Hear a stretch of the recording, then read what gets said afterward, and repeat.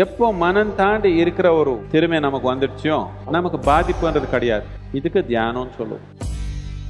இப்போ இருக்கிற தலைமுறை நமக்கு இந்த காரண அறிவுன்றது ரொம்ப வளர்ந்துருச்சு. இதுக்கு போய் பக்தியா இருன்னா ஆகாது. இதுக்கு கேள்வி கேட்குது. கேள்வி கேட்குற மனத்துல பக்தி பக்தின்னு அடிச்சா ஆகாது, போகாது. நானும் பக்தி தியானம் சக்தி எல்லாமே சேர்ந்து நடத்தினாதான் யோகம் சமநிலையா இருக்கும். ஈசா யோகான்றது 4 சேர்ந்து நடக்குது.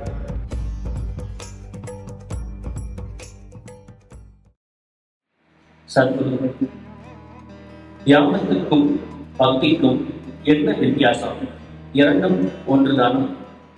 தியானம்ன்றது நம்ம மனம் அன்று தாண்டி போகிற ஒரு தன்மை. அது தாண்டி போகிறதுக்கு பல விதமான கருவி இருக்குது, பல விதமான தியானங்கள் இதுக்காக இருக்குது. அடிப்படையாக நம்ம மனத்து கட்டுப்பாடு, நம்ம மனத்து பாதிப்பு பிரச்சனையை தாண்டி நமக்கு வர்ற பாதிப்பு எல்லாமே எங்கே உருவாக்கப்படுது? ஈரோட்லையா? எங்கே உருவாக்கப்படுதுமா? நம்ம மனத்துல தானே. சின்ன குழந்தை சொல்லுது சத்தம். நம்ம மனத்துல தான் உருவாக்கப்படுது. எப்போ மனம் தாண்டி இருக்கிற ஒரு திறமை நமக்கு வந்துடுச்சோ அப்போ நமக்கு பாதிப்புன்றது கிடையாது. இப்போ நம்ம மனம் நம்ம உடலை நமக்கு எப்படி விருப்பமோ அப்படி நடத்துக்கிறதுக்கு ஒரு வாய்ப்பு இருக்குது. இதுக்கு தியானம்னு சொல்லுவோம்.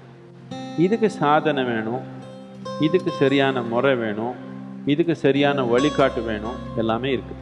ஓரளவுக்கு ஆரம்பத்தில் சூழ்நிலையும் வேணும். கொஞ்சம் உறுதியாயிட்டீங்கன்னா அதுக்கப்புறம் எங்கே வேணாலும் பண்ணிக்கலாம். ஆனால் ஆரம்பத்தில் அதுக்கு ஒரு சூழ்நிலை கூட வேணும். பக்தி என்னன்னா இதுக்கு எந்த சூழ்நிலையும் வேண்டாம், எந்த முறையும் வேண்டாம், இதுக்கு எந்த வழிகாட்டும் வேண்டாம். இது சும்மா உணர்ச்சி. நம்ம உணர்ச்சி ஒரு நோக்கமா வச்சுக்கிறது. நம்ம உணர்ச்சி ரொம்ப தீவிரமா ஒரே நோக்கத்துல இருந்தா இதுக்கு பக்தின்னு சொல்லுவோம். உணர்ச்சின்றது இப்ப 4 தன்மை இருக்குது உங்களுக்குள்ள. உடல், மனம், உணர்ச்சி, சக்தி. இந்த 4 தன்மை சேர்ந்து உங்க செயல், உங்க உயிரெல்லாம் செயல்படுது. இந்த 4ல உங்க உணர்ச்சின்றது ரொம்ப தீவிரமானது.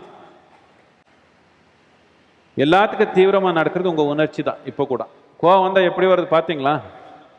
ரொம்ப தீவிரமாக வருதா, ரொம்ப அப்படி மென்மையாக வருதா? உங்கள் உடல் அப்படி தீவிரமாகலை, உங்கள் மனம் அப்படி கூர்மை ஆகலை, உங்கள் சக்தி அப்படி கூர்மை ஆகலை. ஆனால் உணர்ச்சி தீவிரமாக இருக்குது. இதனாலே பக்தி பற்றி ரொம்ப பேச்சு நடந்துடுச்சு. பக்தின்றது ரொம்ப சுலபமான வழி. ஆனால் பிரச்சனை என்னென்ன, இதில் நான் முன்னோக்கி போயிருக்கிறேன்னா பின்னோக்கி போயிருக்கேனான்னு புரியாது. நான் முன்னேற்றமா போறேன்னா இல்லை எங்கேயோ தொலைஞ்சு போறேனான்னு ரெண்டு நமக்கு தெரியாது. பக்தனுக்கு அந்த கவனமே இல்லை. எங்க போனாலும் சரி, பக்தியா இருக்கிற வரைக்கும் நான் நரக்கத்திலே போனாலும் எனக்கு ஒன்றும் பிரச்சனை இல்லைன்ற மாதிரி மனநிலை அவனு இருக்கிறான். அந்த மாதிரி இருந்தா பக்தி ரொம்ப ரொம்ப பிரமாதமானது. எல்லாத்துக்கும் வேகமான வழி பக்தி. ஆனா இப்போ இருக்கிற தலைமுறை நமக்கு இந்த காரண அறிவுன்றது ரொம்ப வளர்ந்துருச்சு. இதுக்கு போய் பக்தியா இருன்னா ஆகாது. இதுக்கு கேள்வி கேட்குது. கேள்வி கேட்குற மனத்துல பக்தி பக்தின்னு அடிச்சா ஆகாது, போகாது. அது இவருக்கு தியானம் ஞானம் தான் மேலு. ஆனா எல்லாருக்குள்ளேயும் ஒரு உணர்ச்சி இருக்குது. இதனால நாம் இந்த 4 சேர்த்து நடந்துக்கணும். நம்ம உடல் உபயோகப்படுத்தி நாம் யோகம் செஞ்சா இதுக்கு நாம கர்ம யோகான்னு சொல்லுவோம். நம்ம புத்திசாலித்தனம் உபயோகப்படுத்த நாம் யோகம் செஞ்சா இதுக்கு ஞான யோகான்னு சொல்லுவோம். நம்ம சக்தியை உபயோகப்படுத்த நாம் யோகம் செஞ்சா இதுக்கு நாம கிரியா யோகான்னு சொல்லுவோம். நம்ம பக்தி இல்லை நம்ம உணர்ச்சி உபயோகப்படுத்த நம்ம யோகம் செஞ்சா இதுக்கு நாம பக்தி யோகான்னு சொல்லுவோம். இது 4 சேர்ந்து நடந்தால் தான் நீங்கள் ஒரு சமநிலையான மனிதனா நடக்க முடியும். ஏதோ ஒன்று செஞ்சா நல்லா இருக்காது. நானும் பக்தி தியானம் சக்தி எல்லாமே சேர்ந்து நடத்தினாதான் யோகம் சமநிலையாக இருக்கும். அந்த மாதிரி தான் நான் உங்களுக்கு பரிமாறி இருக்கிறோம். இந்த ஈசா யோகான்றது 4 சேர்ந்து நடக்குது. என்னத்துக்குன்னா உடல் இல்லாமல் நீங்கள் இல்லையே, இல்லை மனம் இல்லாமல் இல்லையே, இல்லை உணர்ச்சி இல்லாமல் இல்லையே, இல்லை சக்தி இல்லாமல் இல்லையே, 4 சேர்ந்து தானே இருக்கிறீங்க. 4 இந்த உங்கள் கார் ஓட்டணும்னா 4 சக்கரம் ஒரு நோக்கத்தில் போனால் தானே போவீங்க. ஒரு சக்கரம் விட்டுட்டு போக முடியுமா? இல்லை ஒரே சக்கரத்து மேலே உட்காந்து போக முடியுமா? சர்க்கஸ் ஆகிடும். ரொம்ப 4 சேர்த்து போனால் தான் நமக்கு சுக்கமாக இருக்கும். அது இது பிரிக்க வேண்டாம்.